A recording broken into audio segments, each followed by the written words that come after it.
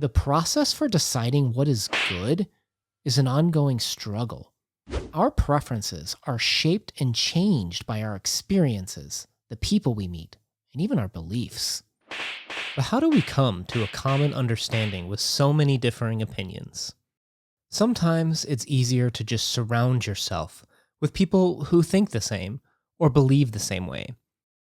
But this isn't representative of our daily lives and who we interact with. The Idiot by Fyodor Dostoevsky is a book with a large cast of characters, and it takes the most wholesome and innocent individual perhaps ever to be born and throws him into the middle of a society enraptured with its own desires and materialistic needs. What would happen to this person? If they were giving, when would it be too much? If they were always helping, when would they be too naive for this situation? And if they're too nice, when would they just be taken advantage of?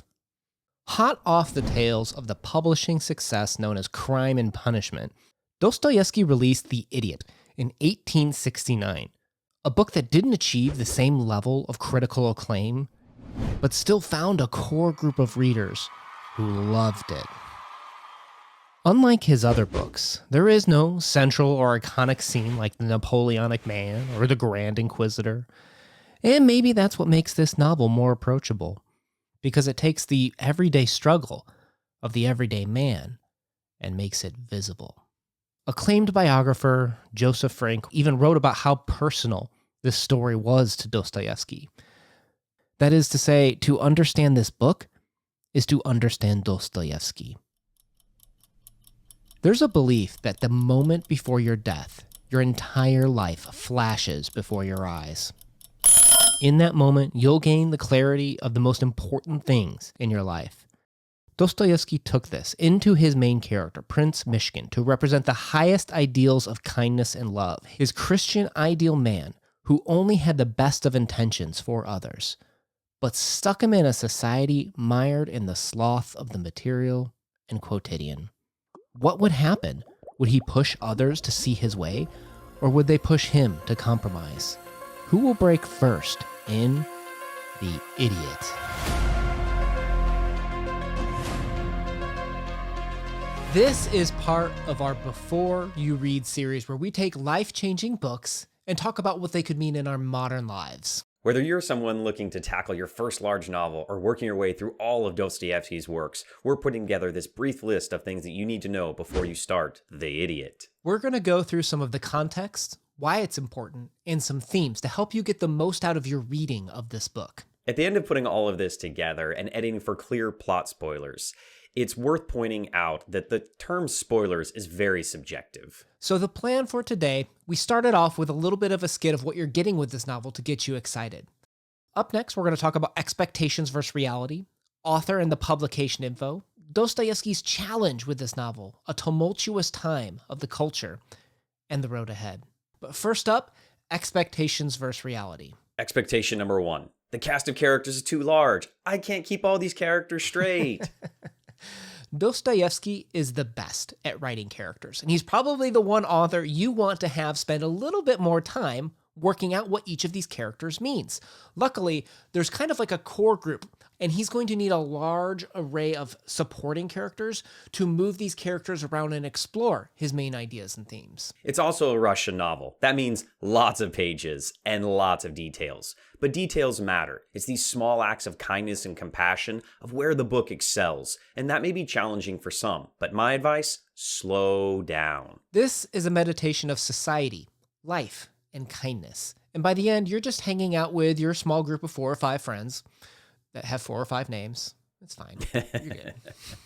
Expectation number 2. The psychology is too intense, and I won't understand everything in the novel. Well, you might be in the same boat as Dostoevsky, as having just recently kind of been coined in the mid-1800s, Dostoevsky himself would have very limited experience with psychology. Even today, modern psychologists look to Dostoevsky's characters for a sense of realism, and famed philosopher Friedrich Nietzsche described Dostoevsky as the only person who ever taught me anything about psychology, end quote. He had perhaps some of the greatest insights into our own humanity, where it doesn't matter whether he was writing psychology. He was writing real people that we see and recognize in our normal lives in this novel. Expectation number 3. The pacing is so slow. All these old novels just got paid by the word count. Sometimes exploring human nature takes time. And instead of just offering a bunch of platitudes that sound nice, Dostoevsky challenges his own beliefs and own expectations of humanity to get us to a closer form of truth. But to understand this book is to understand Dostoevsky, the writer. Dostoevsky took a long time to get this novel into our hands. Quote, "We know from the notebooks that Dostoevsky had great difficulty in projecting the plot of The Idiot. And because of his commitment to his editor and his terrible financial plate, each section had to be submitted for publication before the next had been written or even sketched out." And perhaps it's most telling that this episodic nature of the way that the book was written reflects clearly the epileptic mode of the book. I quote, "The novel also shows this epileptic pattern in its larger structure. The action seems to progress unevenly in waves of tension that gather and burst in climactic scenes of spectacular emotional violence, leaving the narrative energy of this novel depleted and for a time directionless, until a new wave of tension begins to accumulate." So maybe in the same way that epilepsy helped Dostoevsky as a person find his moral center, so too does the episodic nature allow us to challenge our own morality expectations. And for this novel, Prince Mishkin very much is the moral compass. In a society that's a little bit crazy, it's the start and restart that allows us as the reader to challenge what we think is the right thing to do. And another highly biographical element to Dostoevsky's life is the reprieve from the firing squad. In 1849, he was sentenced to death, and moments before the firing squad took their aim to shoot at him, he was reprieved and sentenced to hard labor. They say that one can see one's true value and purpose in life moments before their death. And this couldn't have been more true for Dostoevsky, who then took these elements and ingrained them into the writing, ingrained them into his characters for us to ask for our own selves, how do we live our own lives in a better way? Which leads us to Dostoevsky's challenge and his view on Christianity and why so many people find him captivating to read. I think he challenges himself. He doesn't just say, if Christ were to come back to earth, snap, it would be so easy and everybody would see what was going on. Yeah, I think it's the concept of if pure goodness were put before you, would you accept it?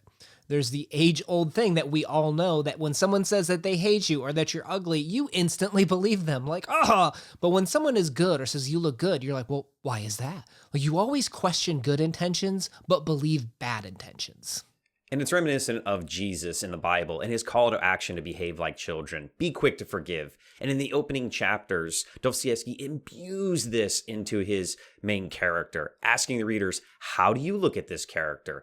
As he goes through this adventure, how would we react if you came across someone so naive, so pure of thought? This is Dostoevsky's biggest challenge. And while we are but one part of society, it's all these decisions together that begin to influence each other. And you have to remember, Russia was one of heavy Christian orthodoxy. Entwined so close together with the state, it's hard to tell where one began and the other ended. So what does that mean when your moral fiber of your society is built into the laws and the culture? This brings us to the opposing westernization problem of Russia. The ideas of nihilism, egoism, socialism. Russia's political landscape is exploding with all of these new ideas, and it's impossible to completely grasp all of them. So let's start with nihilism. And why did Dostoevsky have such a problem with this concept? Well, Christianity believes in a lot of higher purpose in terms of design of life, purpose in life, kindness, compassion. Well, nihilism is a belief in nothing, that there is no point to life, that it's all meaningless, not just my life, not just Dostoevsky's life, or the nihilist, to everyone's life, a belief in nothing. And we're trying to describe what nihilism is considered today. Nihilism was much more polemic in 1860s Russia. A good way that I like to think about it is the creature in the bathroom thought experiment, which wasn't even really particularly intended for this. It's the idea that let's say you go to the bathroom and there's a creature in the sink trying to crawl out, and you go in, day out, and the creature just can't escape from the slippery sides of the sink. You help the creature by picking it up, putting it on the ground so it can leave its free life to however it wants. You come back a week later, keeled over, dead in the middle of the bathroom. Did you do good? Did you help the creature? Was there a point to that? Well, a nihilist may say, all life is meaningless. It doesn't matter whether it died in the sink or died on the bathroom floor. It doesn't matter that you did anything. And you could even say that Russian nihilism is somewhat of a fad at the time because of the recently released Turgenev novel. Published in 1862, Fathers and Sons was the first to actually coin the term nihilism, where Russian culture began to almost mimic Borisov, kind of imitating him, destroying value or questioning what is valuable, and even dressing like him as they walk around the streets of Russia. You could even consider this a movement away from Russian orthodoxy and into the idea of socialism. And we'll do our best to kind of prod you to think about it, but we're obviously not experts in this area. But I guess one last thing to think about is ants in an anthill. Do you separate the good ants from the bad ants? No, they're just ants. There is nothing else beyond them is probably the biggest takeaway of how we're changing the structure of how we view society. And with this so heavily ingrained into Russian society, Russian orthodoxy is the definition for good and bad for many of these people. So a move from way that into nothingness was probably quite intimidating for someone like Dostoevsky, who saw a rise in things such as egoism, with the idea of just what's best for me. And we still maybe struggle with a lot of these themes today. So we just wanted to point these out as things to consider when checking out this novel. Next steps, we are going to have a 4-part discussion series with a playlist down below where you can click on it and follow along and maybe kind of share some of your thoughts and give us feedback as we start to kind of explore what this novel means to our lives. And a special shout out to all of our patrons. This would not be possible without you.